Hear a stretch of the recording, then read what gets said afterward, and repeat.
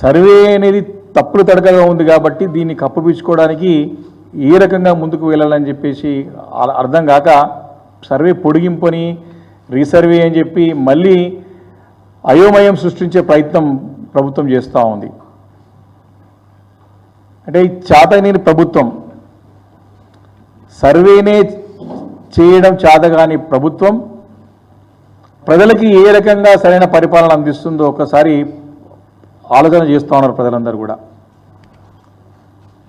Survey చేతగాని ప్రభుత్వం ప్రజలకి ఏ రకంగా పరిపాలన అందిస్తుంది మేము ముందు నుంచి కూడా చెప్తా ఉన్నాం. గడిచిన 14 నెలల నుండి కూడా ఈ ప్రభుత్వం ఏ నిర్ణయం తీసుకున్నా, ఏ పని చేపట్టినా అన్నీ కూడా తిరోగమనమే, అన్నీ కూడా వాళ్ళకి బూమరాంగ్ అవుతూ వస్తూ ఉన్నాయి. అందులో భాగంగా ఈ యొక్క సర్వే కూడా అదే కోవలకు వస్తూ ఉన్నది. ప్రభుత్వం ఎంత ఘోరంగా విఫలమైందంటే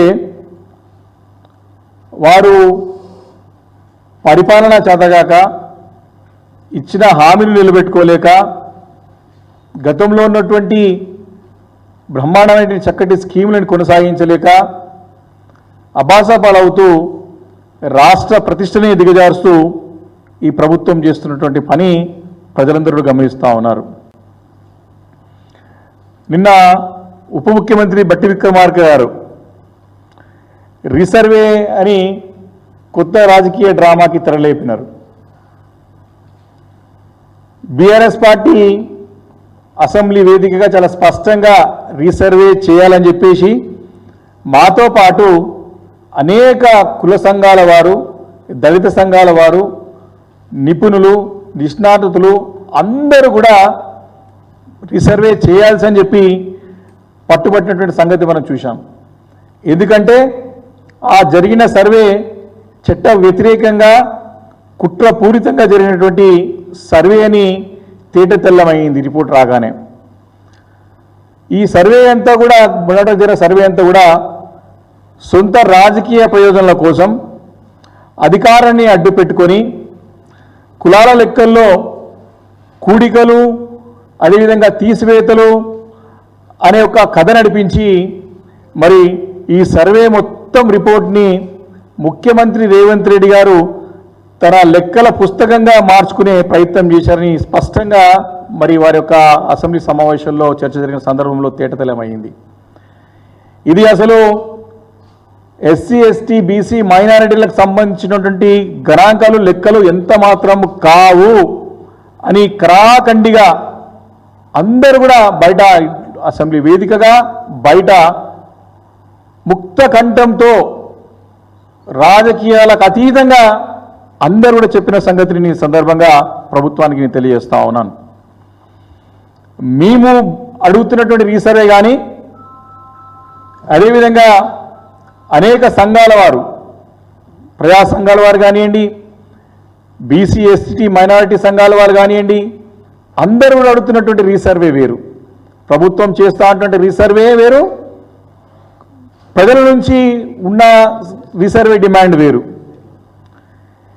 మా రీసర్వే వెనకాల, ప్రజా సంఘాల రీసర్వే వెనకాల ప్రధానంగా బడుగులందరికీ న్యాయం జరగాలనే తాపత్రయం ఉన్నది, అందరికీ మంచి జరగాలని చెప్పేసి తపన ఉన్నది. కానీ రేవంత్ రెడ్డి గారి సర్కార్ వారికి ప్రభుత్వం యొక్క రీసర్వే వెనకాల రీకాన్స్పిరెన్సీ, ఏ రకమైతే కాన్స్పిరసీ చేసారో సర్వే, మళ్ళీ రీకాన్స్పిరసీ, మళ్ళీ కుట్ర దాగి ఉందని చెప్పి మరి మాకు అనుమానం ఉన్నది. పాత సర్వే జరిగిన విధానం కానివ్వండి, వారి యొక్క అంకెలు కానివ్వండి, అన్ని తప్పులే. సర్వే విధానము తప్పు, ఆ సర్వే ద్వారా వచ్చినటువంటి అన్ని అంకెలు తప్పు. దీన్ని ముక్త కంఠంతో అందరు ఖండించడమే కాక కాంగ్రెస్ పార్టీ సొంత నాయకులే దీన్ని చెత్తబుట్టలో వేయాలి, పెట్రోల్ వేసి తగలబెట్టాలి అని తగలబెట్టేటువంటి సందర్భాలు కూడా ఉన్నాయి. కాబట్టి ఈ యొక్క పొడిగింపు, ఈ యొక్క చట్ట వ్యతిరేకమైనటువంటి సర్వే న్యాయస్థానాల నుండి నిలబడేటువంటి సర్వేకి 4 పేజీలు జోడించి మళ్ళీ ఆ జోడించడానికి 4 పేజీలు జోడించడానికి కోసం రీసర్వే అనవసరం అని చెప్పేసి నేను స్పష్టంగా ప్రభుత్వానికి తెలియజేస్తా ఉన్నాను. మీకు నిజంగానే చిత్తశుద్ధి ఉంటే, మీకు కమిట్మెంట్ ఉంటే, మీరు ఇచ్చినటువంటి హామీలు నిలబెట్టుకోవాలని చెప్పేసి మీకు నిజంగా ఉంటే, నిజంగా ఆ ఒక చిత్తశుద్ధి మీరు ఆ ప్రయత్నం చేయదలుచుకుంటే తక్షణం ఏ రకంగానైతే సుప్రీంకోర్టు ఇచ్చినటువంటి డైరెక్షన్స్ ఉన్నాయో ట్రిపుల్ టెస్ట్లో పాస్ కావాలని చెప్పేసి మనకు నిజంగా రిజర్వేషన్ పెంచుకోవాలంటే ప్రధానమైనటువంటి మొదటి ఛాలెంజ్ ట్రిపుల్ టెస్ట్లో పాస్ కావాలి. దాంట్లో ప్రధానంగా చాలా క్లియర్గా మెన్షన్ చేసి ఉన్నది. మీరు మొదటి నుంచి కూడా తప్పు చేస్తూ ఉంటే అందరం కూడా మీ తప్పులను ఎత్తి చూపుతూనే ఉన్నాం. మీరు సరిదిద్దుకునే ప్రయత్నం చేస్తున్నారు, సరిదిద్దుకునే డ్రామా ఆడుతున్నారు, పోస్ట్పోన్ చేస్తున్నారు. ఎందుకంటే మీకు నిజంగా అది జరగాలని లేదు, బీసీ గణన జరగాలనిగా లేదు, మీకు నిజంగా కూడా మీరు ఇచ్చిన మాట నిలబెట్టుకోవాలని లేదు, కేవలం కాలయాపన చేయడానికి ప్రయత్నమే చేశారు తప్ప నిజంగా మీకు ఎక్కడ కూడా చిత్తశుద్ధి కనపడలేదని చెప్పేసి మేము చాలా స్పష్టంగా క్లియర్గా అసెంబ్లీలో నిరూపించినాము. మీరు నిజంగానే మీకు దానిపైన చిత్తశుద్ధి ఉంటే మీరు ఇమీడియట్గా చట్టబద్ధమైనటువంటి డెడికేటెడ్ కమిషన్ను నిపుణులతో ఎక్స్పర్ట్స్తో ఏర్పాటు చేసి మరి ఆ చట్టబద్ధమైనటువంటి ఆ ఒక కమిషన్తోని మరి వారు అపాయింట్ చేసుకున్నటువంటి నోడల్ ఏజెన్సీ ద్వారా మరి వారి ఆధ్వర్యంలో సర్వే అధికారాన్ని కూడా వారికే ఇచ్చి మరి వారి ద్వారా సర్వే చేస్తే మీకు సైంటిఫిక్గా మీకు న్యాయపరంగా చట్టబద్ధంగా సమస్య లేకుండా ఉండడానికి అవకాశం ఉంటుంది. అప్పుడే కమిషన్ ఇండిపెండెంట్గా వ్యవహరిస్తే, ఎందుకంటే చట్ట సవరణ చేసి డెడికేటెడ్ కమిషన్ని అపాయింట్ చేసి వారికి సర్వాధికారాలు ఇస్తే వారు ఇండిపెండెంట్గా వ్యవహరించి వారి నోడల్ ఏజెన్సీని అపాయింట్ చేసుకొని తద్వారా ఈ యొక్క కార్యక్రమాన్ని సర్వే చేస్తే అప్పుడు ఇలాంటి ఒత్తిడులకు లొంగకుండా, ప్రభుత్వ పెద్దలు ఒత్తిడిలోకి లొంగకుండా శాస్త్రీయంగా ఈ సర్వే నిర్వహించడానికి, ఆ నిర్వహించే సర్వే ద్వారా వాస్తవ గణాంకాలు సేకరిస్తానికి అవకాశం ఉంటుంది. అప్పుడు ఈ న్యాయస్థానాలు నిలబడడానికి మనం పోరాటం చేయడానికి అవకాశం ఉంటుంది.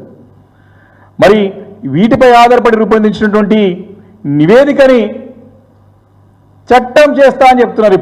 ఇప్పుడు నిద్రలేసిన ప్రభుత్వం, మీరు అసెంబ్లీ మన ప్రత్యేకమైన సమావేశం ఏర్పాటు చేస్తే మేమందరం అనుకున్నాం బిల్లు తీసుకొస్తారేమో, వీరికి సూచన సలహాలు తెలియజేద్దాం, వీరి తప్పులు తడుకలు ఉన్నాయి, చట్టం చేయాలంటే న్యాయస్థానం నిలబడాలంటే సూచన సలహాలు తెలియజేద్దామని మేము అనుకున్నా. మాకు సహకరించకుండా కేవలం రాజకీయ ప్రయోజనాల కోసానికే ప్రయత్నం చేసినారు.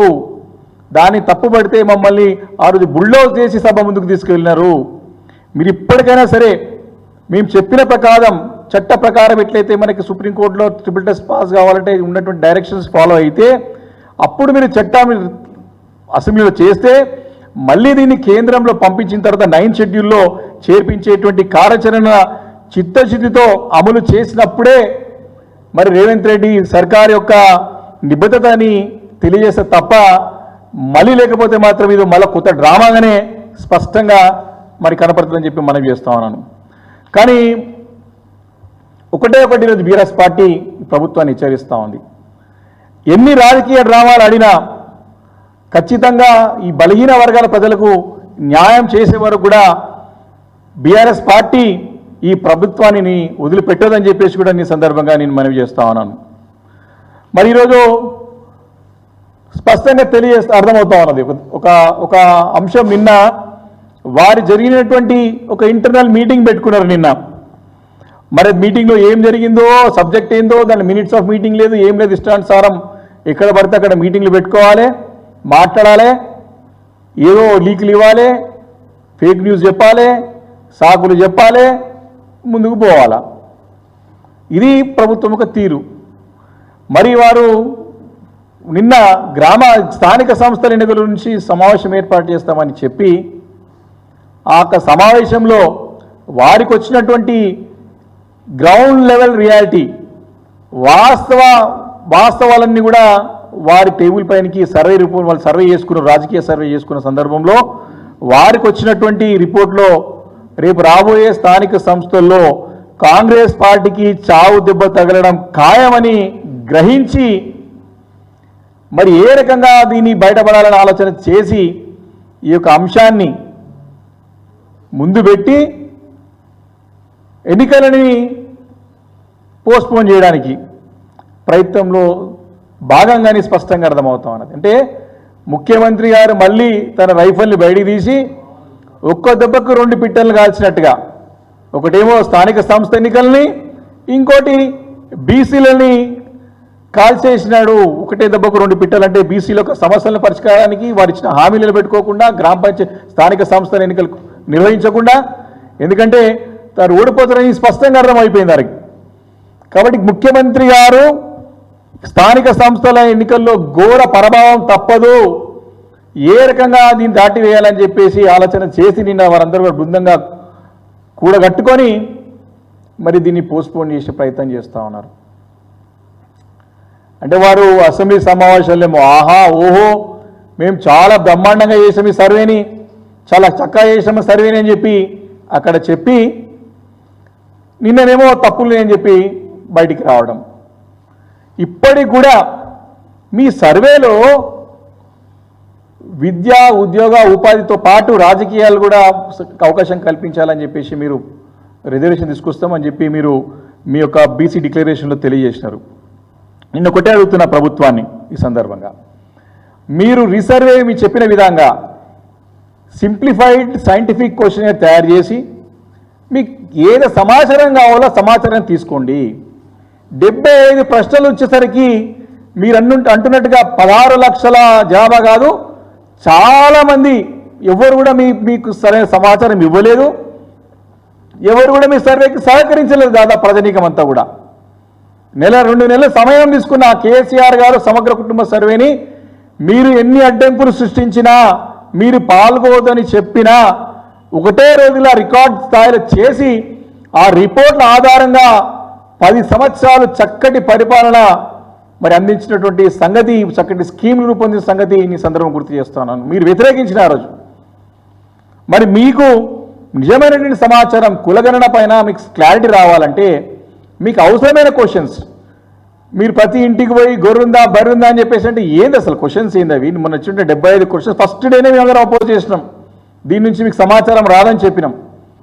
కాబట్టి సింప్లిఫైడ్ సైంటిఫిక్ క్వశ్చన్ తయారు చేసి రీసర్వే మొట్టమొదటి చేస్తే మీకు సరైన సమాచారం వస్తుంది, చట్టం ముందు నిలబడుతుంది, మనము న్యాయస్థానాల ముందు ఫైట్ చేయడానికి అవకాశం ఉంటుందని చెప్పి ఈ సందర్భంగా నేను మనవి చేస్తా ఉన్నాను. మీరు స్పష్టంగా ఇచ్చిన హామీలు బీసీ డిక్లరేషన్లో 6 నెలల్లోనే మొదటి 6 నెలల్లోనే దీనికి చట్టబద్ధత ఇస్తామని చెప్పినారు. ఆ రోజు ఏ రకంగా చెప్పినారు మరి? ఆ రోజు మీరు 6 నెలల్లో చట్టబద్ధత ఇస్తామని చెప్పినారు. మీరు దాంట్లో 42% రిజర్వేషన్ చేస్తామని చెప్పినారు.